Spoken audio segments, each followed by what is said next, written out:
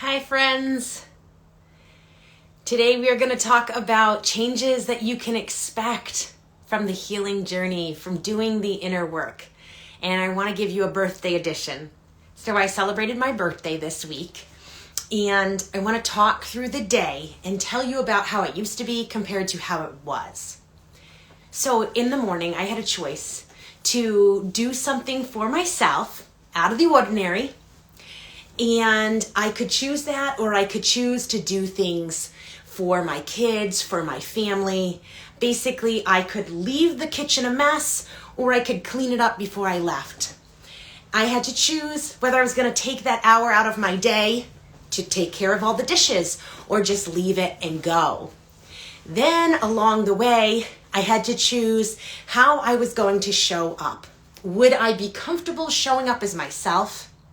Or would I be in the heads of everybody else, wondering what they thought of me, how they perceived me, and feeling shaky and insecure within myself?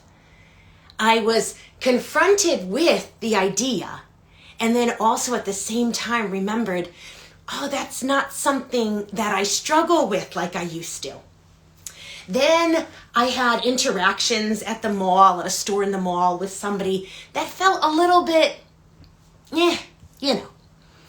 And I, at times, would have felt like I needed to speak up and say, hey, I don't know if I've done something that annoyed you, but I'm just here asking some questions and looking for some information. I would have been more confrontational about it versus now I reflected on the vibe that I felt from her and I just let it be. I didn't get in my head about it. I didn't try to change my persona because of it. I didn't try to create and come up with a story as to why she was interacting with me in that way. And in the end, I walked away having, interacted with her for a little while because I was looking for a bit at the jewelry. And I didn't really know what to conclude, and I just let it be. I let it be instead of needing to come up with some sort of concrete conclusion to feel settled within myself. I was able to feel settled within myself, just letting the tension be there as it was. Recognizing that I didn't have to play into it. I didn't have to project on her what I was feeling from her. I didn't have to actually get to a place in myself that I was insecure. I could just let her be. And then as the day went on, I came home and I knew I had the choice whether I could open up my laptop and do some work or whether I could say, no, I'm taking the day to not work and I can just let the work stay until tomorrow. And that's what I did. I let the work stay until the next day. And I knew while I was home that the kitchen was a mess. Evan had been at the mechanics getting the oil changed. Oh, that's another thing. I'm gonna move over to this other spot. In the morning, I had the option of letting Evan take my vehicle to get the oil changed and taking his truck. It's a big, loud truck. It's just not as fun to drive. I can't really audio message anybody without interference. Even to listen to messages from other people or podcasts are a little bit harder to hear. And I don't do earbuds well. They bother me. So a lot of times I don't use earbuds.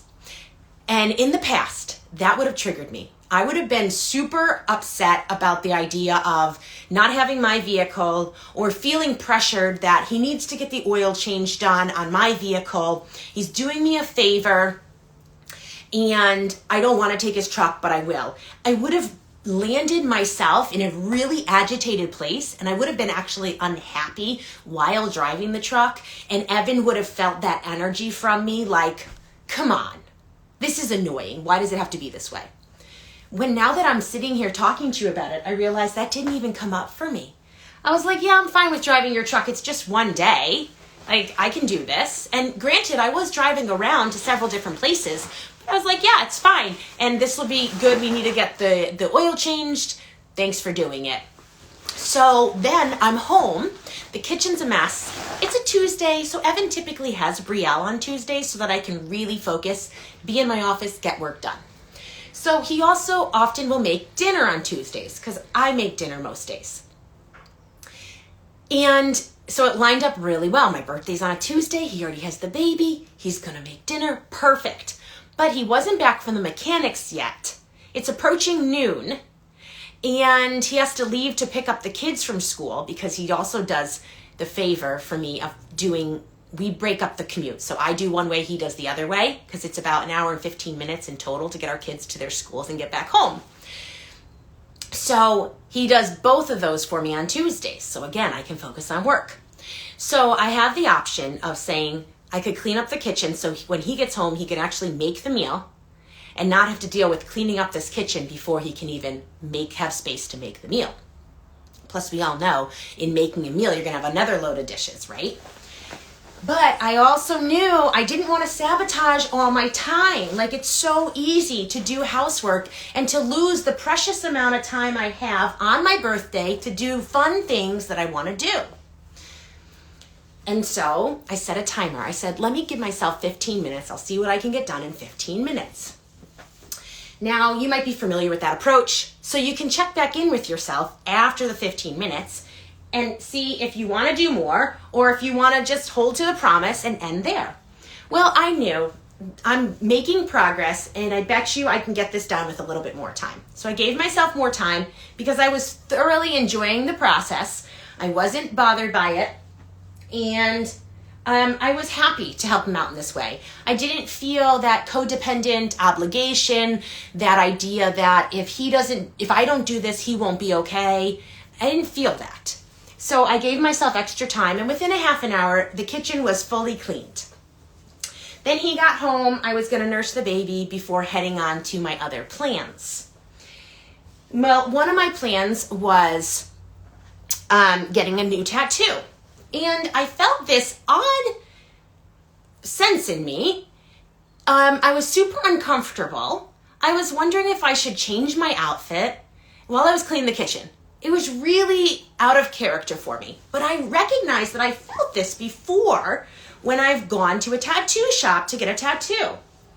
And for whatever that means to you, how I took it was that I might be feeling the energy of other people who aren't as comfortable in their skin, in their body, being who they are. And maybe I'm feeling a collective sense here because other people worry about how they show up, how they're perceived, and consider that before they go in.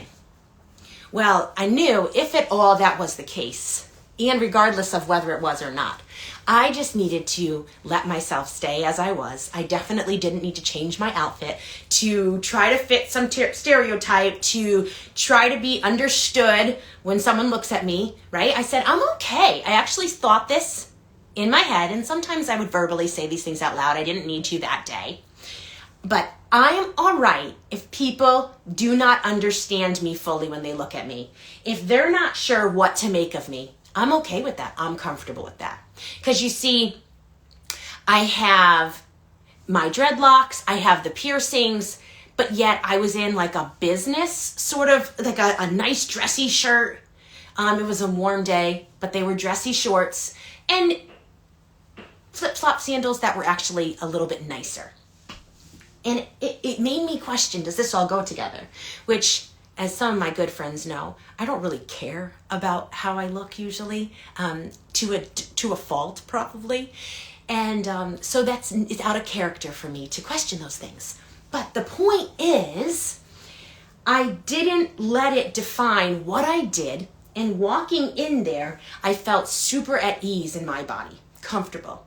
And you know one way you can know if you're at ease? Because when you go to sign or fill out paperwork, you notice if your hand shakes a little bit. It's totally fine if your hand shakes. It's also an indicator, oof, I'm feeling a little bit nervous. I'm feeling a little bit of tension, not at ease. For various reasons, we could feel that way. And for a split second, I noticed that, and then I realized, oh, I'm fine. Like, I wasn't shaky. And it was great interaction. I was able to be myself, be my bubbly self. I said, hey, do you do better like being able to focus when you work, or do you not mind like chit chat? He's like, I don't mind chit chat. So I'm interested. I love getting to know people. I love deep conversations. So we talked through most of it, and or through part of it. There was definitely silence too. And it was great. It was fun. And I was myself. Also, a difference in getting the tattoo this time compared to the other times was I was able to embrace the discomfort, breathe through it versus tensing my body. See, the healing affects us in all these different ways, in how we think, in how we interact, and in how we actually go about living within our body. And so I was breathing through the discomfort, not tensing up, not thinking, when is this going to be over? And in this, it was another way that my inner work was showing up externally, because it's been almost 4 years since my last tattoo.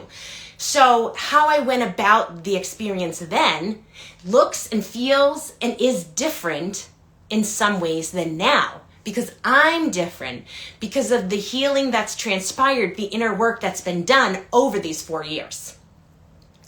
So continuing through the day, because it's so interesting, isn't it, that we can look at our lives and reflect on how we used to walk through something. And then when we walk through something presently, we notice the difference. Sometimes it's not until we go through a situation that we can actually see evidence of the inner work we've done.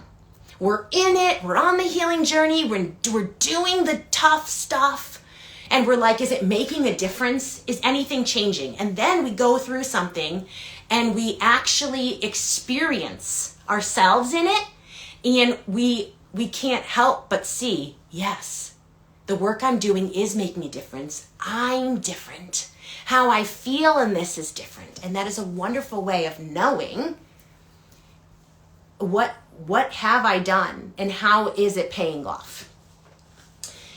Or what do I want to be different? And maybe I should start to do a bit of the deeper work so that I can feel the difference.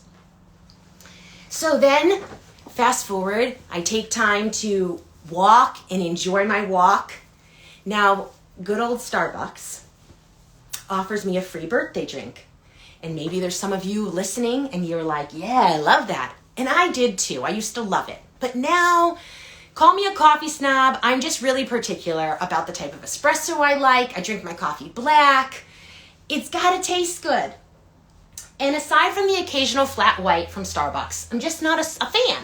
But my husband is. So I got him the free drink. Now, in the past, I would have said, Kareem, this is very much my childhood conditioning and the mindset of one of my parental figures. Okay. That we easily adapt to. We adapt to our earliest experiences. We adapt to what's modeled to us, the way that the people we live with think. It impacts us. It affects us. Very natural. But I would have thought, I had the opportunity for a free drink. I even got the free drink, just didn't give it to myself. Not going to go spend money now at a coffee shop when you didn't have to. That would have been the thought process, right? That would have been what I would have had a battle within. And I was like, you know what? It's all right. I want to get a coffee that I can enjoy, an Americano specifically. I'm going to my favorite coffee shop. I'm halfway there where I was at to get my tattoo. I was halfway there. And I'm like, I'm going to do it. I'm going to enjoy it. I'm not going to worry about the $4. It's all right that I got a free drink and I'm going to buy one now. And so I got the coffee. I went and took a walk, which taking a walk is pretty typical for me. I would have done that on my birthday or not. That's one of my ways of decompressing and regulating and feeling good overall. So after that, I realized that there was just some other things that happened, right? Okay, I won't try to bore you. So I get home, my kids and Evan are getting home. They bought me an ice cream cake. And And I asked him to get me an ice cream cake from a particular ice cream shop. Again, I would not have done that in the past. Like, say, years ago, no way. I would have been like, what's the cheapest? What's the easiest? But I know better, and Evan's really kind and doesn't mind at all. So I don't feel any sort of squirmy away about it. But in the past, it would have been hard to receive the love, to feel like I was doing something more elaborate than I needed to do. And so that struggle isn't there in the same way. So then I realized I wanted to like play a game with the kids while Evan was doing dinner, which wanting to do something fun would not have been my go-to in the past either. I would have in the past joined in to try to help Evan finish up the meal, and I just let him do it. And I did clean the kitchen because we ended up deciding that we were going to go to my brother's house to have dinner and dessert with them, let them be a part of it. And he was working late, so we were going to go there instead of them coming over. So I figured, who wants to come home to a messy kitchen? Let me just clean it. And thankfully, because I had cleaned it earlier, it wasn't too bad. And then we all left. And then, singing for me while we had birthday cake. Okay. How many of you can feel the discomfort in your body of that? I used to feel like I was crawling out of my skin to have the attention be on me, to people be singing to me. Like, to be in the spotlight at all was like, oh my gosh, no. And if you didn't get to see it, it was on my stories. It still is at the moment, but by the time you're watching this, it might not be. But I am like loving being sung to. I'm all into it. I'm soaking it up. Folks, this is genuine. Like, I was just genuinely happy. I wasn't high on anything. I don't use anything I just literally feel the joy. This is why I'm so profoundly grateful for the healing journey. And as a side note, because I know some of you are very spiritual, and I am as well. I grew up in the church. I still am a part of different churches. And some of you would say, hey, your joy isn't because of the healing journey. It's because of your interaction with the divine. It's because of God, or whatever term you use. And I'm not discrediting that. But what I can tell you is I've had that as a part of my life since I was a little girl. I grew up in a home where we went to church, where God and Jesus particularly were spoken of. I understand how a connection to the divine, and I have a deep connection, a very real and tangible connection with the spirit world. I understand how that can transform a life, how that can produce deep joy. So I'm not discounting that. But I can also sit here and tell you, I know what it is to be in those settings, to be a part of those faith communities, to have God or Jesus be a part of your life, a big part, and to still experience the deep sadness that I knew for years and years and years. I lived with social anxiety, depression, just a lot of fear. Overall, just being unhappy within myself. Now, to the outside person, they might have said, Corrine, I've only known you to be an upbeat, positive person. And I would agree. There's a lot about me that has always been positive, grateful, joyful, but deep within, definitely not. I definitely knew the sadness, the heartache, the lonely feeling that I just lived with. So while I do not discount the spiritual components of my life or of anyone else's life, I can also truly attest to the fact that doing the deep inner work, looking back at my past, understanding where my patterns have come from, being aware that the DNA of my parents and of their parents has affected me, but it doesn't have to determine what becomes of my life. It doesn't have to determine who I am as a person. It's allowed me to do some of the deep inner work. It's allowed me to change my patterns, and it's allowed me to change the function of my brain, the way that I think, the way that I am as a person is different. And that has been the reason that I live in this joy that I speak of, that you may be able to feel from me.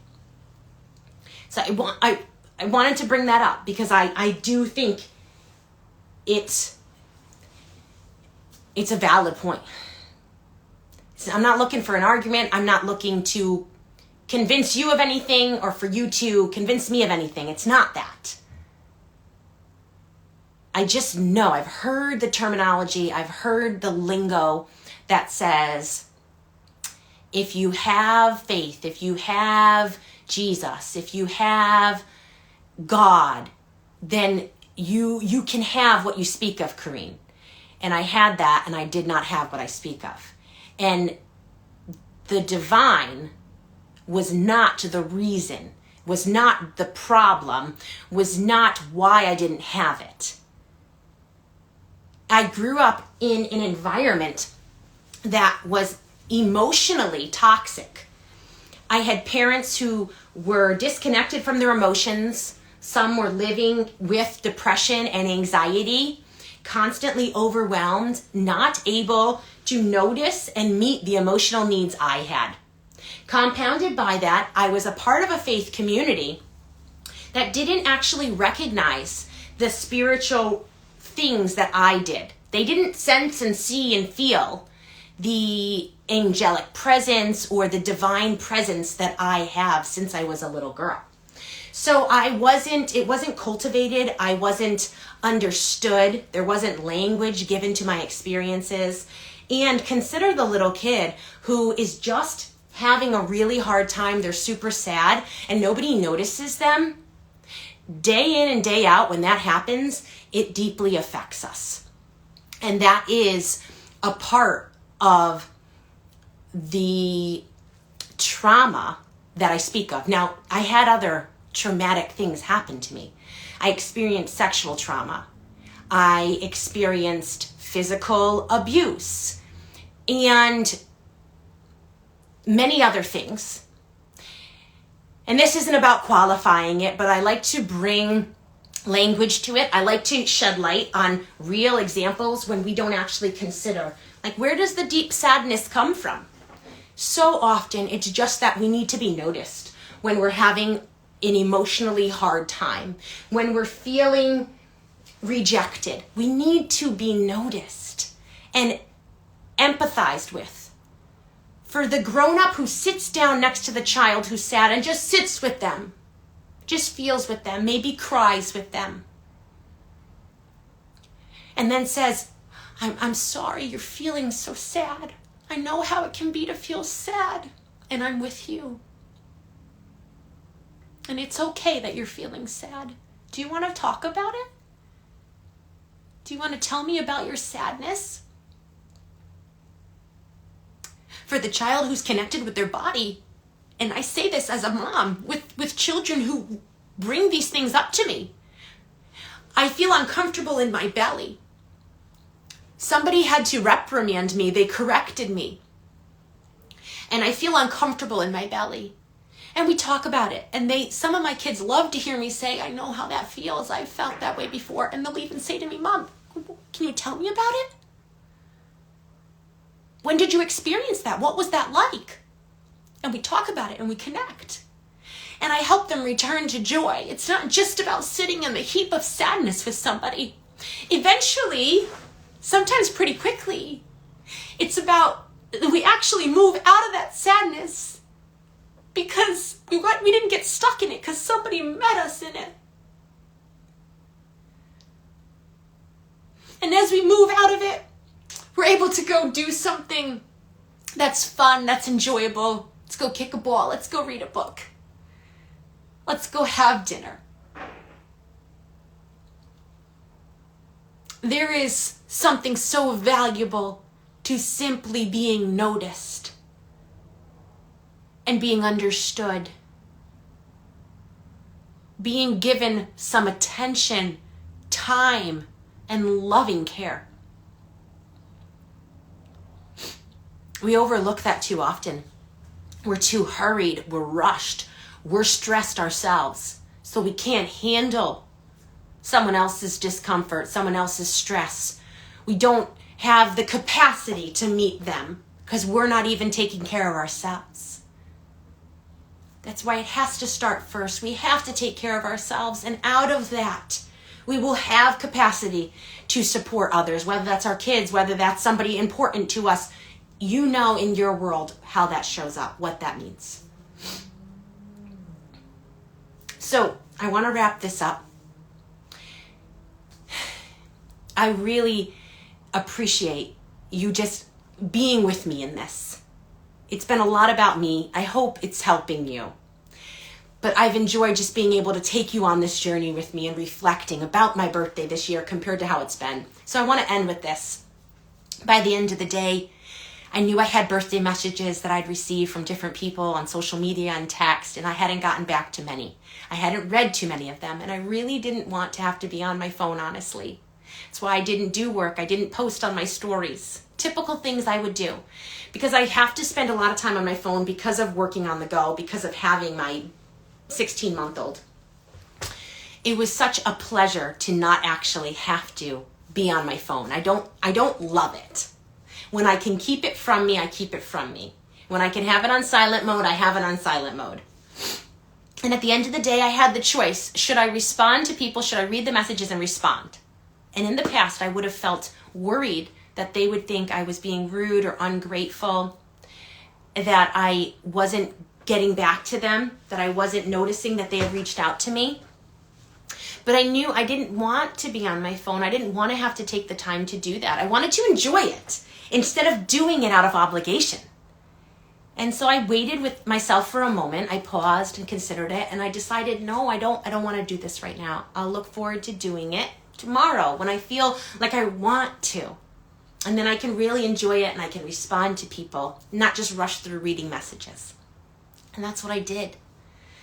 I didn't worry about how they might take it. I didn't worry. I didn't give it more time. I just let it be.